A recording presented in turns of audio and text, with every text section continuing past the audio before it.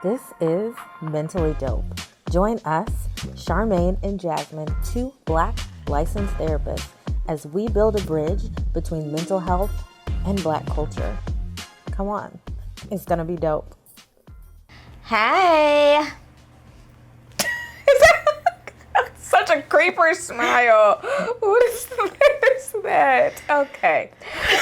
So, this is Stay Mentally Dope. We're Charmaine and Jasmine, and as always, we starting off with foolishness. Tomfoolery. But hopefully you guys are coming back because you love our foolishness. Good question. Just what we do. Who's Tom? Why tomfoolery? You know, I've never known. Beth Foolery? Sarah Foolery? Why Tom? I don't know. Jimmy Cacorn, it is what it is. I have no idea. He did. Okay. Solid cells, seashells by the seashore. Come with us on this journey, okay? It's the ADHD be ADHD. Yeah. Okay, we hope you need a good laugh. Today in this episode, we're talking about Everybody Hates Chris. Oh, this nostalgia. The nostalgia. It just made me miss the show because this show was so let me tell you something. Funny. Y'all don't laugh at me if you're like a big Everybody Hates Chris fan, because I told it to my husband, and he's like a really, really big fan, and he was just like, what? I did not know that every episode was named like Everybody Hates something. Mm-hmm. So I did not know that until I was searching for this episode, and it was like Everybody Hates Kwanzaa. That's the one that we're talking about today. Mm-hmm. And I did not know that every episode was named that. So yeah, whatever. And I feel like this was a big episode because it had everyone ever in it. Like there were so many famous people in this episode. Well, that's like Everybody Hates Chris in general, though. They have a lot of people who... Not all the time. Like, not packed in one episode. They might sprinkle them throughout. Then they had everybody. Everybody. Yeah. So, as usual, this is Stay Mentally Dope. Everything at the intersection of mental health and Black culture. And hopefully it's holiday season for you right now, whatever that looks like. Mm-hmm. And if y'all remember the Kwanzaa episode... I don't know if this feels familiar to you or your family. It feels a little familiar to me, not in Kwanzaa, but in other ways. And that's a whole nother video we'll have to talk about. It feels familiar to me of just kind of sort of what, like not what Julius did. So if you guys are not familiar, this is the episode where Julius does not get his Christmas bonus and he's scared to tell Rochelle. So therefore he lies and tells them that he wants to celebrate Kwanzaa, because Kwanzaa does not require gifts. So then the whole family... It doesn't require expensive gifts. Yes. Well, you give more gifts than Christmas, technically, but not expensive. In this episode, they were giving out cans of beets. Yeah. And they were giving out like straw hats and things of that nature. Anyway, Julius did it because he did not want to like fall into the cultural aspect of buying gifts. Because he is cheap. Yes. We'll say that. And he didn't want to spend money, he didn't have the money. Expectation that for us in university, I'm not sure for anybody else, but Christmas sometimes does bring the expectation of I have to go buy everyone gifts. I've been working on myself of creating boundaries. You've been working on yourself? Like creating boundaries and things like that. But I do also know other people who are like, I'm not going to keep falling into the commercialism, part of this, and I'm not going to buy everybody gifts. But there is a lot of mental and emotional pressure of that, of like what that can look like. There's also the underlying factors of what happens to that. Are people going to get upset with me? Am I going to lose relationships? What happens? We see this in the show. What happens with Tanya? What happens when a friend shows up and says, hey, I bought you a gift and you didn't buy them anything? Now you're like, I have your gift. It's just at home. Let me go wrap it and I'll bring it back to you, because now you feel bad that they got you a gift and you didn't get them a gift. And I don't want to tell you, I ain't got no money. So I got to find a way to so it's like the emotional pressure, like the mental pressure of that too, of not wanting to let people down or deal with rejection. So I just fall into, I got to get everybody gifts. And sometimes a lot more than what we should. Because people go broke during Christmas time. They can. They absolutely can. And I feel like you can tell everybody in the episode and in the house felt felt the pressure of the holiday season. And And that not started even- making everybody act a little nutty. But I think that we also saw the difference of expectations for the holiday season. You had Drew and Tanya, who were the youngest kids. There was no acknowledgement of money and all those things. All they just knew is that we got presents. You had Chris, who was the oldest Shout child. out to the youngest in the family. Yeah. Can't relate, but good for them. But shout outs, it's me. Shout out to Chris, who is the oldest child, and who, like he even said, I haven't got a gift in 4 years. He said, I don't care what we do. I ain't getting the gift Because anyway. what was it? I think it was like the other Christmas episode. Chris got a calendar, like a free calendar. So yes, he had to learn at a young age that the sacrifice had to be made for gifts to be bought for Tanya and Drew and not to be bought for him. So he didn't even look at Christmas time as a time for himself. He just said, I'm just ready to be out of school. Different expectations. I think it's more like, especially if you grow up in a family with a few resources, it's more like there's an age threshold. Yes. You're going to celebrate Christmas until you get to here, and then at that point, you kind of want to be adults. Like you helping out with the other stuff. And that's really like, if you watch the whole Everybody Hates Chris, you've seen some of it? Yeah. Like that's kind of how it is if he's just the oldest and he's kind of a mini adult. And so like there's all this pressure around stuff. Even if you are an adult and you have adult siblings, there can be a little bit of pressure around like showing up and like who gets who what and like all of this family weirdness dynamics that pops up.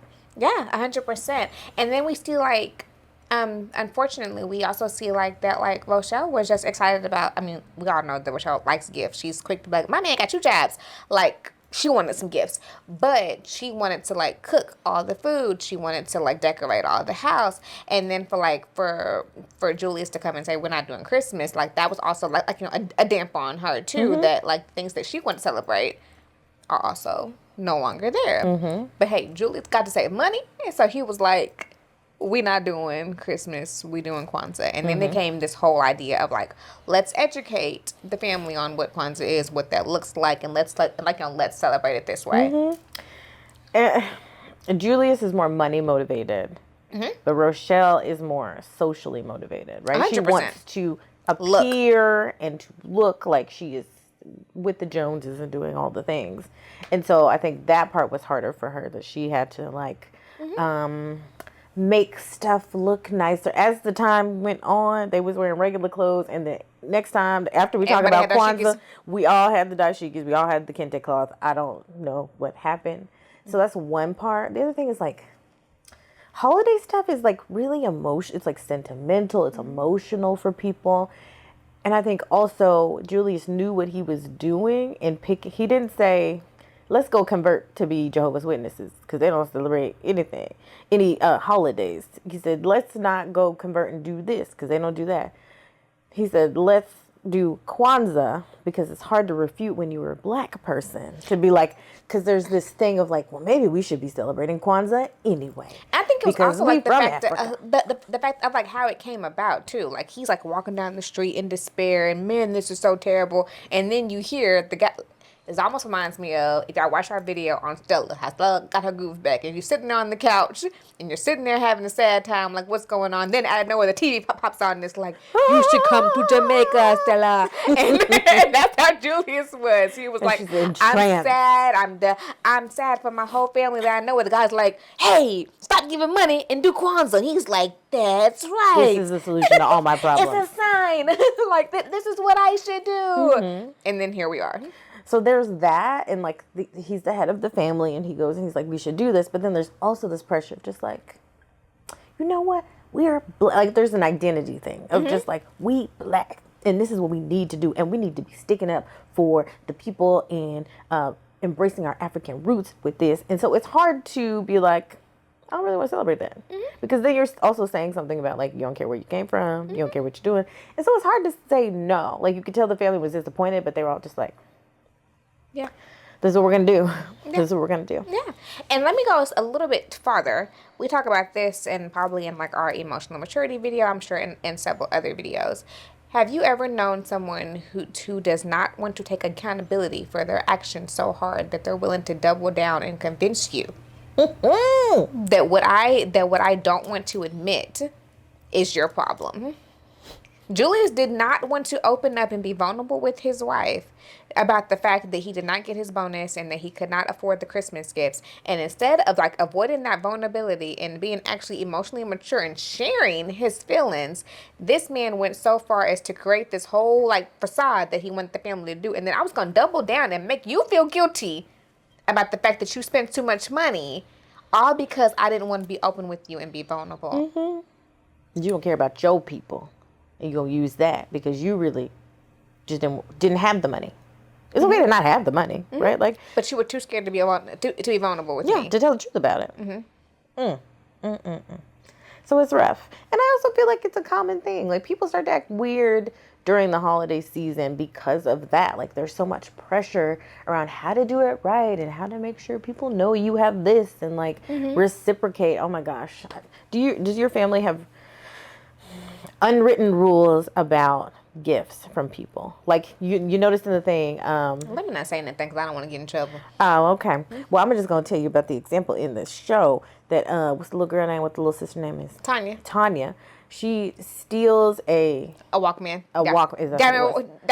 Walkman. She steals a Walkman, gives it to her friend. The friend's mom comes back to the house, knocks on the door. She said, hey, I need to give this Walkman back. It costs too much. Yes. I don't think we can receive that. Did your family have rules about, like, accepting gifts from other people that maybe were, like, too expensive, or accepting gifts from people who are not really your friends? Nothing like that? Maybe that, about, like, not accepting things from people who aren't really my friends. That was more of, like, in, like, candy grams and stuff like that I used to always get when we was in school. But I definitely remember as a kid, do y'all remember, this is off topic, but do y'all remember when your school used to have like the little like Christmas shop? When our school had the little Christmas shop, and I was given so much money to go in, and I had to, that to me was like learning how to be responsible. Taking my money. Financial responsibility. Yes, taking my money and figuring out how to buy a gift for both of my siblings and both of my parents off the money that I had. So, like, walking through and daddy's getting this and mommy's getting this. But, like, yeah, if mommy's sleeping in school with like $50, I had to... I had to divide it up. Yep. Everybody had a $10 gift. Like, yeah. And if there was anything left over, then one of my friends got something. But most times, no, that's not how the money was divided up. Or if you're like me, who was not fiscally responsible, I always started with my friends. My friends got the gifts first, and then so if whatever's left, y'all get that. So don't do that. Probably not the best thing. But I don't think we had any rules in my family. But I think I always feel a sense of pressure that if someone gives me a gift, especially when I was younger, I have to give them a gift. Yeah. Some people are good. They're like, oh, thank you. You didn't have to. And they can just receive it. And they don't have to be like, well, I didn't get you anything. Let me go. Hold on. Let me go in the back and get. No, but me, I feel pressure. But to me, that's normally how, like, when people do that, like, what show was it? And if you guys remember, put it in the comment. What show was it when they kept passing around the fruitcake? When, like, oh, I didn't get you anything. Let me just take this. And it was a fruitcake. They got like passed around this show like multiple times. I'm trying to think of what that was. Do you remember that? No. Okay. And then someone finally opened up. It was like his fruitcake. Y'all, I actually remember that my grandma, rest to my grandma that I love, but she used to send us a fruitcake every year. That was her gift. Used to be big back in the day. Yes, that she would make everybody fruitcakes, and we would like. My family lived in Philadelphia. We lived in Arkansas. We like wrap this thing up and put it in the mail. And this heavy box would come. It was a loaf of fruitcake that normally had some pecan shells in it. You bite into it, crack your teeth. It's just so she didn't shell it. She didn't do a real good job of shelling the. Ooh, that's rough. Sometimes that's rough. But see, how does your family handle that when you get a gift? You know how when you get a gift from like grandma, grandpa, great aunt, uncle, and they'd be like, okay, well, put it on. Let's take a picture. Let's show them that you love it. Them itchy sweaters. It's like they have to make you like get on the phone and be like, hi, Aunt so-and-so, I love the gift. It's amazing. And really, when you open it, you was like, who is this for? Does she even know it? Yeah. Or like, take pictures in it and send it to him. Look, she looks so cute in this outfit. She wears it all the time. And then it really went to Goodwill the next day. Yeah. Okay. Woo. But so we see that culturally, mentally, like Christmas and the holidays can have like such a big impact on all of us, whether it's like the pressure of gifts, the pressure of receiving gifts, and like the pressure of like putting on that face and being grateful. If I'm not like fully like accepting that I'm ungrateful, having to give somebody a gift who brought me a gift that I didn't think of, or their gift is too expensive and I spent $5 and they spent 20. Oh my like gosh. all of these things. Yeah. Or even pressure to be like cheerful and like to feel grateful around that time. Which yes, like, when you may not. yeah. Because it's also hard too. Absolutely. So, and then there's a whole nother aspect of this show that we also talked about too. That starts off with Chris is in class and his teacher, who I never liked that teacher, but anywho, She's funny. his teacher. She would say she's one of the good ones. Can't stand you. Y'all know which teacher it is. Chris's teacher, who tells forget her him name. that. I don't think I ever knew her name was. Who tells them that their holiday assignment is to give back to their community and help someone in need. So Chris decides to go volunteer at the soup kitchen in his neighborhood. Well, he tries. Yes, he tries to go volunteer at the soup kitchen, and then when he's there, Kill Moves is in line, thinking that he was about to go sit on Santa's lap, not realizing it was a soup kitchen line. And he was like, "Well, Kill Moves, can I help you do something for Christmas?" And he was like, "I want to buy a gift for my mom," which leads into this whole other aspect of Kill Moves' mental health. Kill Moves' mental health, and all that's there. It's a very interesting depiction of things. Yes, very, very interesting. We also talk about, me and Jasmine, I talked about this a lot too, in certain days and times of how things were said that we're not always comfortable with nowadays. Because I did cringe a lot watching how they talked about him. It made me a little uncomfortable. But... And also how they dealt with him, which to me was the interesting way that his mother dealt with him. That it was a grown man, that she felt like that was not violent and was not dangerous, that she just let him do and wander, and that he would come home every now and then. And then when he did come home, she gave him money, and then she would allow him to go back out. Yeah, it's complicated. I mean, we could talk for days about the unhoused population and all what that looks like. But essentially, like, he lived in a cardboard box and eventually we found out because that was his choice. Because of his mental health issues, his choice was to live where he was living, and that he actually comes from money. His mom is really wealthy. Shout out to Felicia Rashad. And always that wig was not doing what they thought it was doing, but that's neither here nor there. But anyway, that like he has these things, and he actually, I think we assume a lot about people who struggle with being unhoused, about like maybe they have a family that's not supportive, maybe they can't function, or they can't hold a job, or they can't do X, Y, and Z. And that's not always the case. And I would say mostly that's not always the case. A lot of times things just happen to people. I think that we also have a hard thing, and this is a whole nother soapbox about what we assume about people with mental health issues in this way. That yes, people who experience psychosis and things of that nature can be scary, and they also can be violent, but most times they are not. Well, I mean, the stats are in the opposite, right? That the stats are, if you have a mental health issue, you're more likely to be assaulted or harmed than to harm somebody else. So that's kind of what it looks like, and that's how we get to where we get. There's so much idea of like people who should be like fearful of these people and like, oh my gosh, something's wrong with them and all of these things. And that was, or like, to treat them like they're funny or they're a joke. Which is kind of like the way that this was depicted in this show. Yeah, they didn't really take him seriously. Yes, and it was fun. I mean, like, parts of it were funny, but like the fact of like what it was depicting was hard. So like, yeah, Chris was like, I get to help a crazy person, and that's what he said, and that's kind of like how it started. And then being like, I mean, again, this is supposed to be a child, whatever. Yes. It's a whole thing. So we'll take it from that point of view. But then also going to his home and seeing, like, his mom's house and just being like, wow, I can't believe this. This doesn't make any sense. And also, like, people, sometimes they lead the lives that they need to lead. And that doesn't mean that our assumptions about them are correct. Yeah, because, I mean, clearly this man was fine. I mean, like he wasn't fine, but He had some was mental fine. health struggles. Like it sounds like he was a little bit delusional about some things, maybe even a little bit paranoid.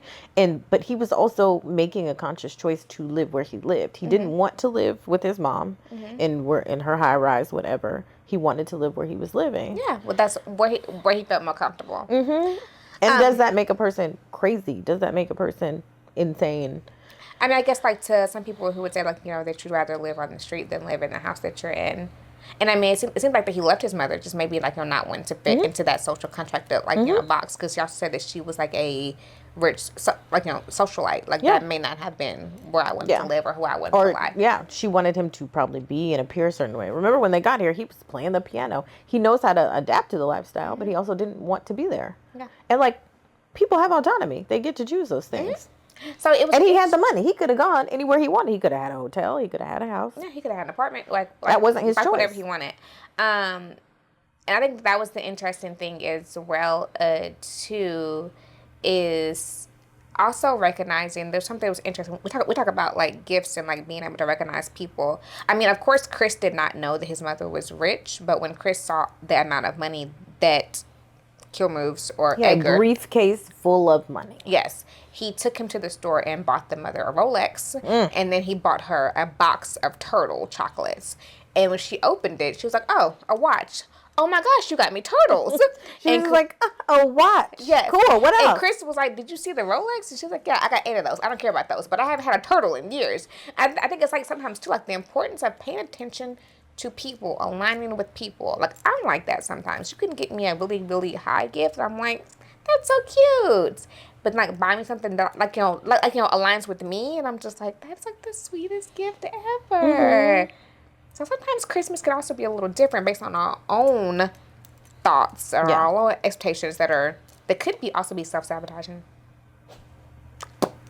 But I also think like that is why Kwanzaa is attractive to people sometimes, because it emphasizes like giving somebody a gift that is quality or that's meaningful, or it has like some connection to something that's meaningful to a person versus like the most expensive game, the most expensive this, or like the hottest, newest thing versus just like, you thought about me. You know how this connects to me. That's important to me. Yeah, so actually being able to follow the principles and put thought into it, 100%. And it emphasizes community. Listen, are we making a case for Kwanzaa at this point? We might be, but like I can see the benefits. It's just the way that it happened because it was dishonest. It was hard for anyone to be able to receive that. Yes, 100%. So we have 2 aspects in this show. We have the looking at the mental health of an individual and how we see it and how it's viewed. We also see like the potential of how mental health episodes can be triggered. Of how psychosis episodes can be triggered, which is a whole thing. I was like, what? Sorry, yeah. I meant of like how traumas and things can happen to us to trigger certain things, which is really hard because not everybody recognizes that. A lot of people don't understand how some people have episodes of this nature, and I think that also leads to a level of judgment that you don't realize that like certain things can happen to people to make these things happen, and that's really hard as well. And then we also have the family aspect of the pressure of Christmas, as well as Julius and does not want to be vulnerable and lying to his family about why they're doing Kwanzaa. Yeah. Key takeaways: don't assume anything about anybody who is unhoused. Yeah. Right. Or like, about anyone. Or make sure that you're not projecting your own stuff off on other people when it comes to Christmas and holidays and what we're doing. And what they have and what they don't have, and assume what they're missing from their life. Or even like feeling excessively sorry for people that like you don't know what's going on with them. You don't know their life. You don't know what things they've been through. Right? You can show compassion and be kind to people. You should be doing that for everyone. Yeah. But that doesn't mean like... like there's a reason why during the holidays he was turned away, because there were so many volunteers during that time, because everybody's like, oh my god, everybody just needs all this help at Christmas. People need help every time of the year. All year people need help. And so like to not assume that people only need help or people only need help to look one way. Which also, once again, it's not saying that it's a bad thing to volunteer, because it's not. But we also don't get to check off the checkbox because you went and handed out food on that one day of the year. Well, see, that's the thing. It's not a bad thing to do it, but it's the way that we do it. That like the people who are volunteering are also coping with the holidays and that they want to feel good about helping and supporting people during that time versus And let me see you out there. this man homeless all year round, taking right? pictures, but that's a whole other thing for me. Like, Whew, okay. that's a whole nother. The thing is, it's like emphasize like community and like thoughtful gifts if you can. If you feel pressure around like it has to look this way and there has to have money, feel free to opt out or tell the truth about it. Like it's okay to tell your folks and your family to just be like, I just feel like it's too much, or I just don't even have the funds now. But what I can do is X, Y, and Z, and like tell the truth about things. Don't necessarily like hide it, put it on the back burner, or have to pretend like you got it all together when you don't, because most people don't. Yep. They just might want you to think they do, but they really don't. Yeah. So those are like some of the key takeaways. Also, be kind to yourselves and be kind to other people because holidays are hard. 100%. Holidays are real hard. Okay. So, of course, y'all, we're about to the part. It's time for questions that need answers because we had a couple hundred. Let me get my phone. Let me get your phone. And also watching this reminds me how wild this show really was. Like, it's wild. They packed so much into like 20 minutes of stuff. Yeah. It was crazy. Go ahead with your first. Kill Moves had cable in his box. But before that, how did he get his name? Kill I do Moves? not remember. Yes. Why is that his name? I want to say he did karate or something. Okay. I want y'all put it in the comments. I feel like that there was an episode of him doing karate or something. That's the reason why they called him Kill Moves. And then she said something about like all his abilities to do stuff too. And I don't know. Okay, I could. I don't remember. I have to go back and see. Making it up Because I had questions. He had a box that was like fully decked out in the inside, and he had cable in there. There was TV and cable on the inside. Again, we should stop making assumptions about people. He probably had a phone in there too. Might He have probably did. had a landline. He clearly had security with his teddy bear. He did. God bless him. So this teacher, let's talk about how inappropriate it was that she had a ring. What are we supposed to think? That she slept with a married black man and he left his wedding ring at her home? Is that what we're supposed to think? And then she gave it to her student to give back to that man? We knew something had happened with that ring, but I have no idea what we were supposed to assume about it. It was a wedding band. It wasn't. Okay. I didn't go that deep, but you Inappropriate. I didn't even think about it. I'm just saying I see what you're saying though. Inappropriate. Okay. So go ahead. Okay. So Felicia Rashad, who was Kill Move's mother, she hands him a briefcase of money every time she sees him. She just had it ready though. What's that about? I'm guessing that she knew that. Yeah, it was sitting there. At some point, he was going to show up. So it was just sitting there. At some point, he'll show up, and I give it to him. She hands him a briefcase full of money, and then on top of that, she also gave him a Christmas card.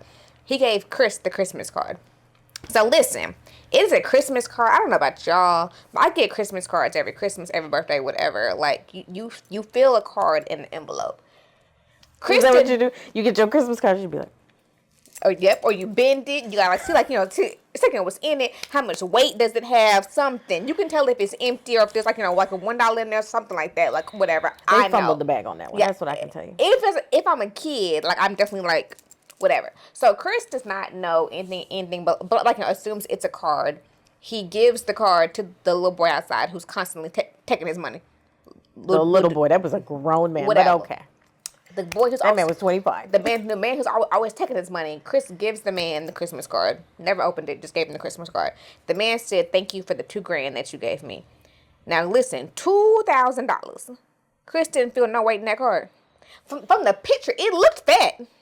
You didn't feel nothing in that Christmas card to realize that you handed out $2,000 and you ain't feel nothing. Like I'm mad. He got some back though. He gave him $1 from it. I'd be upset. I'd be really, really upset. Whatever. Okay. But also, anyway, I'm just saying, if I go somewhere, it doesn't matter. We're moving on. Kill Move said he wanted to get 300 Jet magazines.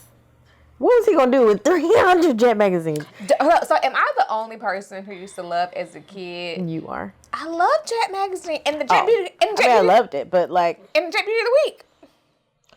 Maybe he wanted to see who the Jet Beauty of the Week was. They came to your house?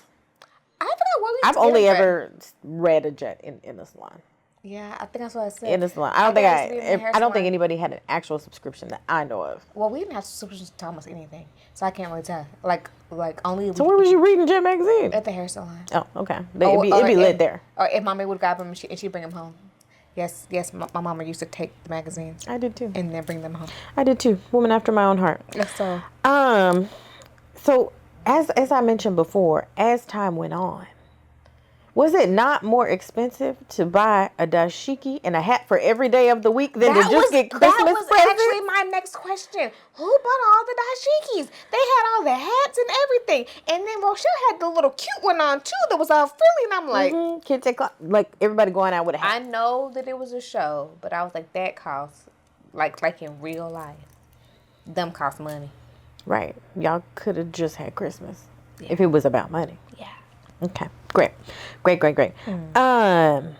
So before I said they had everybody in this show, I couldn't even tell you half the people, but I knew enough to know these people I should know who this person is. Like all the old black men. And then, okay, we did have Felicia Rashad. We did have, I cannot remember. I'm just an auntie. I cannot remember everybody's name. And then we had, in the salon, Jackie. And was the other woman famous or no? I don't think so. No? Okay. I mean, she's just from the show. I mean, she's been on several episodes of Everybody's Chris. Yeah, but I thought maybe we should know her for some reason. So when they were doing Kill Moves' makeover, they didn't do anything to him but put him on a suit. They washed his hair, but then it looked the same. Yeah, they didn't cut it. Had a beard. They didn't even trim it up. What's going on? They washed him, I guess. I'm not even sure if they washed him. They didn't really say, but they did put him in a nice suit. He had soap in his hair. They washed it. And they also should have known though when he was like, you know, he had to like, I got this wool suit. You don't have anything in the chartreuse. They should have known.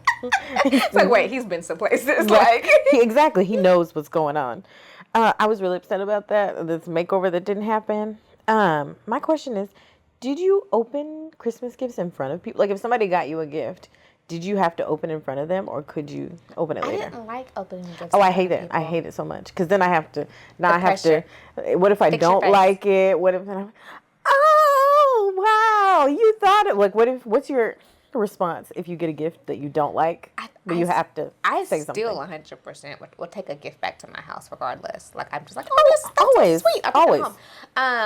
But what are Yeah. you gonna say if you're opening a gift in front of somebody and you don't want the gift? What's your reaction? That is so sweet. You thought of me. Yes. Yeah. Look at that. Look at that. Oh no, that's like if you're looking at somebody's baby who's like this. That's a baby. Look at That's a baby. Oh, that's a a baby. baby. Oh, Girl.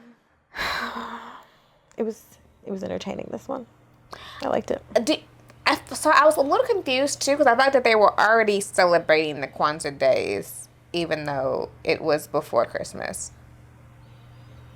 I think. Oh, Kwanzaa starts after Christmas, right? Yes, yeah, and right. they said that. They said it several times. They will start after Christmas, but then like it seemed like that they were celebrating the days.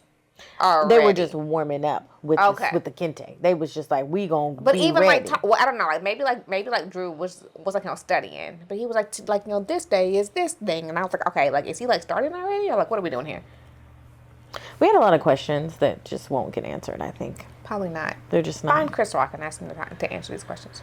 Yeah, and if you celebrate Kwanzaa, holler at your girl. Like I'm just curious about it. I love it. Yeah. Okay. Connection to our roots and such. Yes. I love that they did like a history lesson of like, and the man who went to Kwanzaa actually went to prison. Okay, it's the whole thing. So, as always, guys, like, subscribe, leave a comment. If this is holiday season for y'all, let's talk holidays. Holiday stuff. Talk to us. We talk back. Mm-hmm. And tell us some more holiday episodes that you want to see, because we had a hard time picking. Because I mean, like, there's so many. So many to choose from. So tell us what you really want us to start with. Yep. Yeah. Otherwise, stay mentally dope, y'all.